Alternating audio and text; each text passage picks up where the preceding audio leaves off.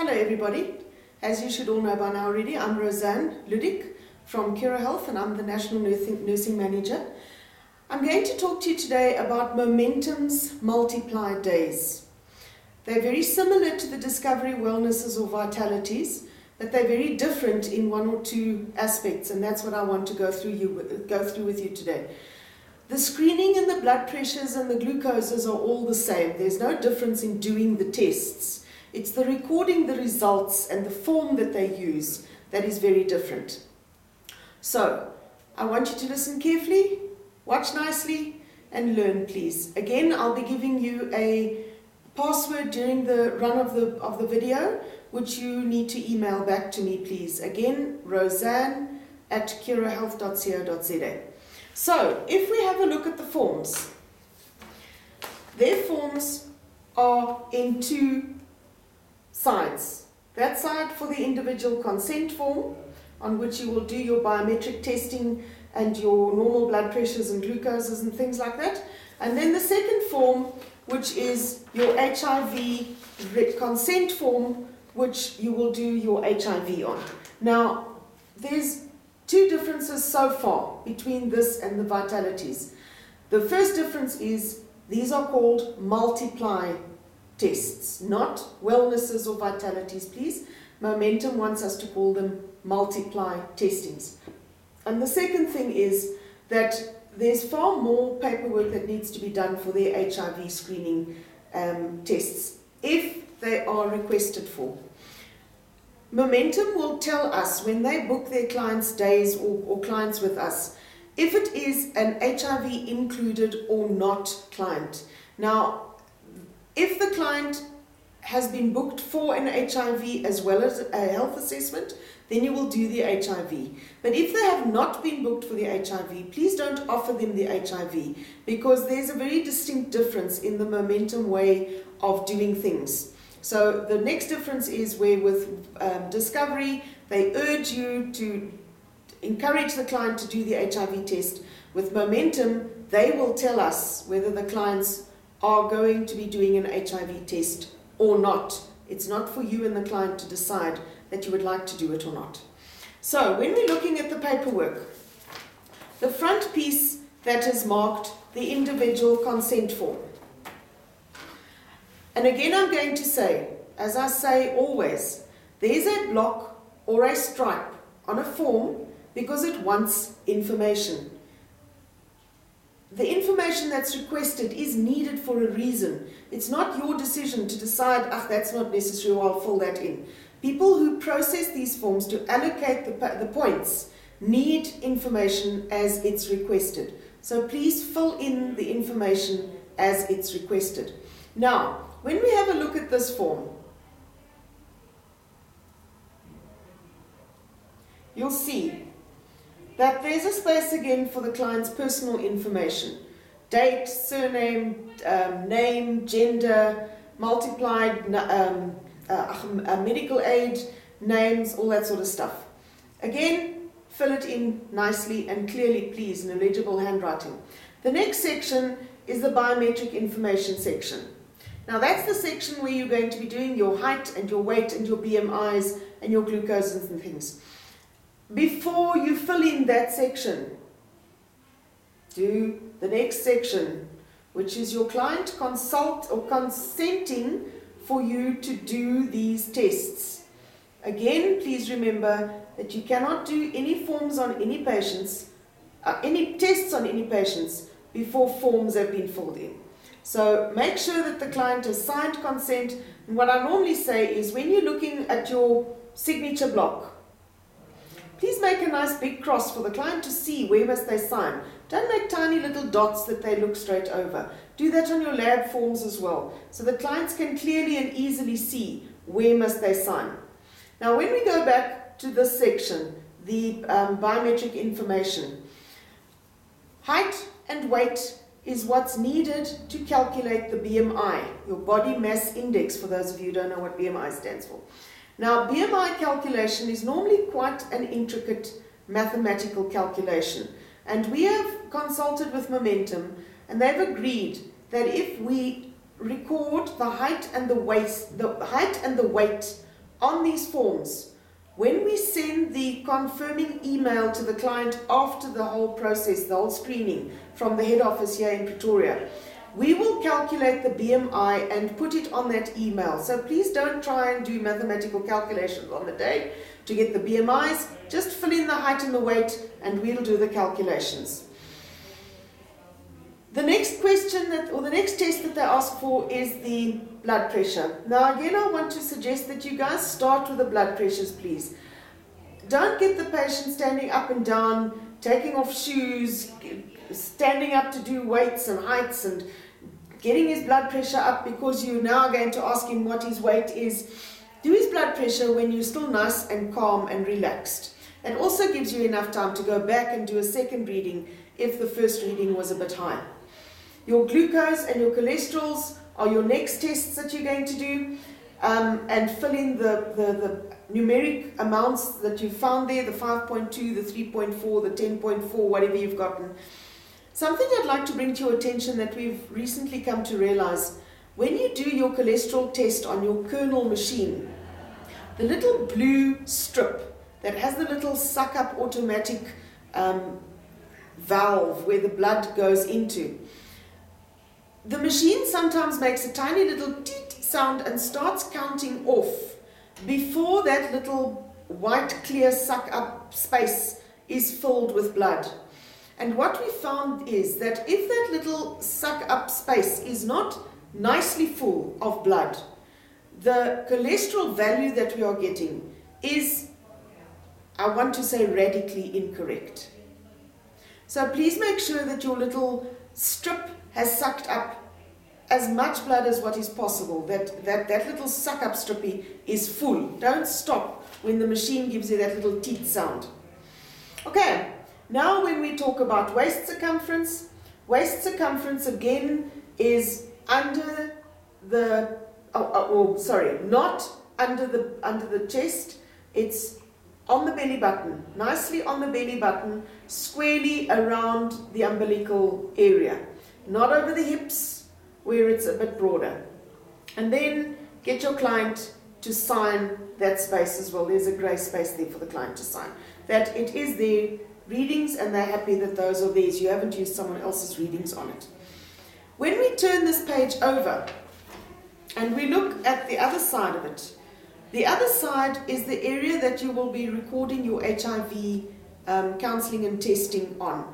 And it is named the HCT registration form. HCT stands for HIV Counselling and Testing. And again, you'll see there's blocks there asking for the client's personal details, information, name, surname, dates of births, all that sort of stuff. Please fill it in again, even if you have filled it in on the previous page. The next section A is the client declaring that they do or do not know much about HIV. Now, again, I want to say to you here, if the client obviously does not know what HIV is, how it works, how you get it, how's it treated, please don't force this patient into doing an HIV test. Please don't also go into a whole pre-counselling session where you will be sitting for the next hour trying to explain to them what is and isn't HIV. Give them the pre-counselling toll-free number. They can phone that number in their own time and then just record on your form that client needed pre-counselling, referred to toll-free number, and don't do the HIV testing then, please. Right, when we look at the next section on this form, it's entitled Section B, and this section can be a little bit awkward for some clients. You'll see there's questions on here when you read it. I don't want to come in too close now, otherwise I make the form blurry. When last have you had your test? Have you ever had a test? If they don't know the specific date of when they've had their last test, just write approximately 3 years ago, approximately 1992, whatever the reasoning is. Then they have 2 or 3 questions that might be a little bit awkward, things about your sexual behavior and drug and alcohol abuse and all sorts of things like that. We have discussed this with Momentum because there will be some clients who are not comfortable answering those questions. Please don't force the clients to answer those questions. If they don't want to give you an answer, or they say, you know what, that's got nothing to do with you, then just write in that space, client prefers not to answer questions. That will then show momentum that we didn't ignore their request for an HIV testing. We did approach the client, but these are the answers that they gave us. If they have finished filling in their form, before you finish off with section B, there's a little section that says summary of risk. There. High, low, or medium. According to the answers that the client has given you, in your professional opinion, not diagnosis, in your professional opinion, is the client a high, medium, or low risk of HIV?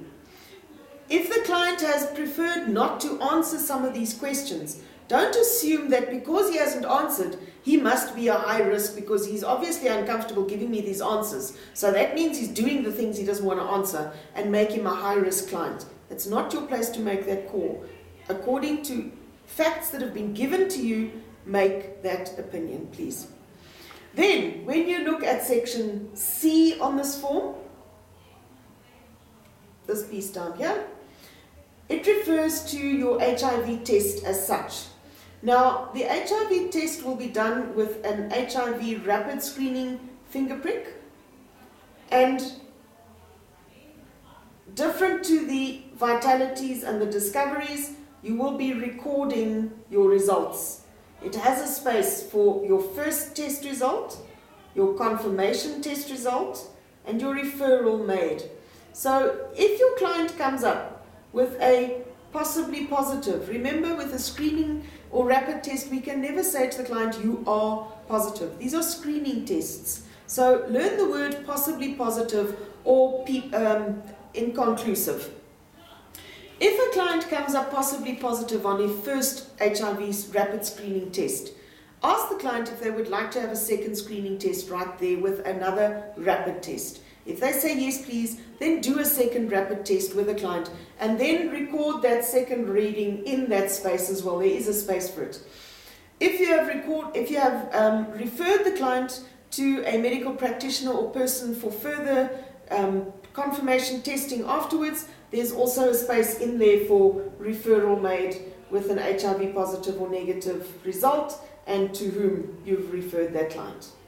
All right, the very last part on this form, right down the bottom over here, is the section that the registered nurse and the client will fill in. Now, you need to fill in your professional things there again. If you look at the bottom, you'll see there's tested by registered nurse, your signature, and the date, and all the information that's needed over there. Right down at the bottom over here, there's a space where the client must sign that this is his information on this form and that he accepts that this is valid information for him.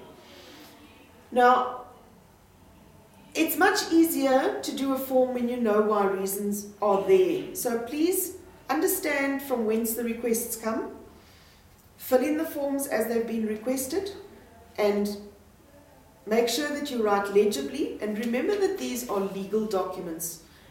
You've signed it, the client has signed it, it's considered a legal document. Your password for this video is multiply.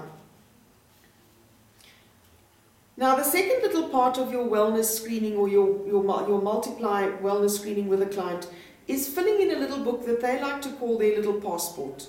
It's a little fold out pamphlet which records the client's biometric information. And this little booklet is for them to take home. The client takes this home with them. This form, they leave with you. You process it further to us. We log the points, and it comes onto the client's multiply profile. But this little paper you can give to the client to take home. And if you look at this little form on the outside, it has place for the client's name and surname and all that sort of stuff. On the first little page on the inside, it has place to record the client's blood pressure.